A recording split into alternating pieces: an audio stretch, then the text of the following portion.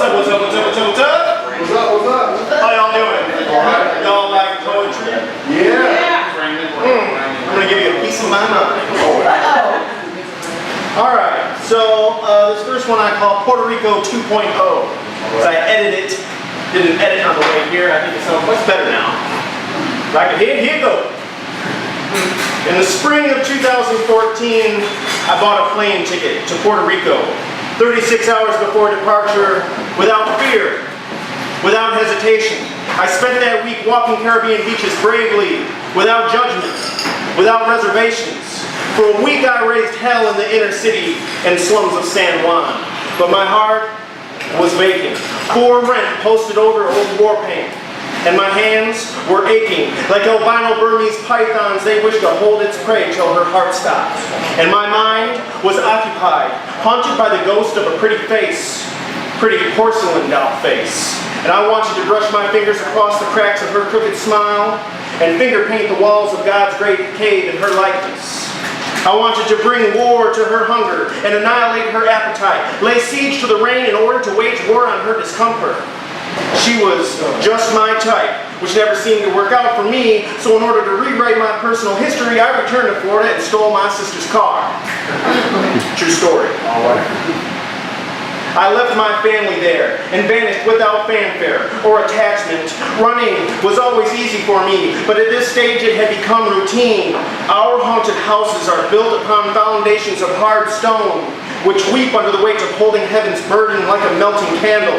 And we both know this. Knowledge of good and evil is for our distant ancestors, long exiled from Eden. We inherited feelings of love and hate, one she wants to debate with me. Alex says that love is a slave ship. I built this vessel from the fractured faces of lovers scorned and afford my voyage by the conquest my romantic conquest born. She says that she loves that I am so honest, then corrects herself. I like that you are so honest, tiger. So then be my singing siren. Call forth this kraken. Let us compare shipwrecks and see what tempest forms in the wake of our romantic accounting. And then my evil flying monkey says to me, you actually enjoy being crazy, don't you? It's the world that's crazy, lady. What choice do I have but to make the most out of living in this madhouse? All I want to do is to rattle your heart inside its rusty cage, breathe love and life into your broken heart, and knock your socks off just one time.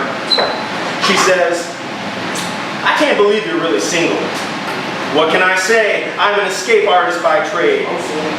Does that mean that you will abandon me? I say, I have fallen out of love with my freedom. I ache for your captivity. Take my hands and bind them, for they ache with the pain of loneliness from living and loving too much for most. I've used up all the hard drugs, the soft drugs, the coffee, candy, red meat, pornography, and nicotine. I could fill a casket with all the pills that I've done, and I've quit them all, cast aside all these vices, except for porn. And I do drink on occasion, just to clear the fog and lift the prehistoric mists from the fossil records of my bad habits' natural history. You see, I freed my hands and my feet of their chains, and I'm still restrained. I had cast aside all these vices simply so I could live in love forever. I traded in all my vices for something I can't even have, and now all I got is my foolish romantic attachments. All I know is my personal rebellion.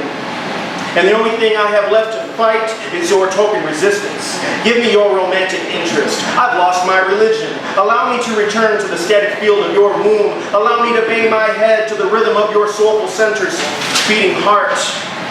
Like a snake that can never return to the skin it's outgrown, I can't return to the charismatic madness of my bad habits' coiled form. You must take me captive. I will be your anxious pet and piss upon your carpet and soil your car interior. I just want to be your little white rabbit, and you can sell me into the endless fields of commerce as a pet or for meat, but don't call me crazy, lady, because the world is surely a fucking madhouse, and I'm just running naked down her streets. There goes another one. I love you. The landscape began to morph as I drove recklessly down Bragg Boulevard. Let me back up. Fayetteville is what my hometown of Flint, Michigan would be if making cars in America was as popular and profitable as making war in other countries. But that is another story. In Fayetteville, they use artillery shells for alarm clocks, and it's beginning to wear on my nerves as I imagine those alarm clocks being fired in anger. Luckily for me, they are just practicing for communities far less fortunate than the average American shithole. I have a crooked smile by design and it stretches from Flint to Fayetteville. It feels natural but does not come natural. It looks good in the rear view mirror of my sister's aforementioned stolen car, but awful in reality. I've decided to train it back to the right for no other reason than I think it will get what I want in life, and let's be honest, every little bit helps. The landscape began to morph as I drove recklessly in my sister's stolen car down Bragg Boulevard in Fayetteville, North Carolina, the spring of 2014 after returning from Puerto Rico. In the distance, I see the silhouette of a crane. It is employed in the construction of an office building or refurbishing a Holiday Inn. Only now, in this moment, do I realize we are all works in progress, but in that moment, I fucking snapped. I see the crane's armature oriented towards the sky, like an accusatory apparatus directing attention towards dark and distant idols, and I want to know why they made me like this. Who was behind the wheel of that industrial giant of heavy metal and hard labor? People like me ought not be operating heavy machinery. I specialize in self-sabotage. But I can even safely attend to the controlled demolition of my personal relationships. The mantle of my mind is heavy with volumes of autobiographical texts, disorganized and bookended by those dark and distant idols. And I want to know why they did me like this. In that moment, I flip a switch and I place my hands upon the reluctant levers of that crane. In that moment, I am an empowered primate screaming from behind the wheel of this heavy load. In that moment, I am Prometheus and I am high on the fire flying monkey steel from heaven just to drop on the heads of living, sleeping children. In that moment, I can't destroy the world right now as much as I would like to. Shiva's grim ambition will have to wait, for I am late for work and I must attend to the hum of heavy machinery and crank out these fucking crooked smiles. Thank you very much. Darn. What? This is going really well. Thanks everybody for being here, especially my friends that came with me. So, enough of the sentimental stuff. My day began in a depressed state. Inarticulate, uninspired, no fire in my stomach, no ice in my veins, nothing eloquent or artistic to say. See, the previous night was a rough one. An endless loop of psychotic thoughts assaulted my mind so rapidly that they settled into one static depression. A still life of perfect carnage on the tabletop of a domesticated giant. Hey honey, what's for dinner? Look what the beanstalk dragged in, it's Jack the Giant Killer.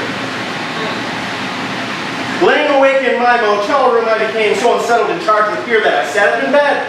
I turned to the right, and I turned on the light that murmurs a cry for help from atop my nightstand like a distant distress beacon. The contours of the sleeping figure in the next bed beside mine registered with the yellow glow of the bulb's low wattage. I looked to my partner in crime as he stirred from his medicated stasis across the canyon between our twin beds.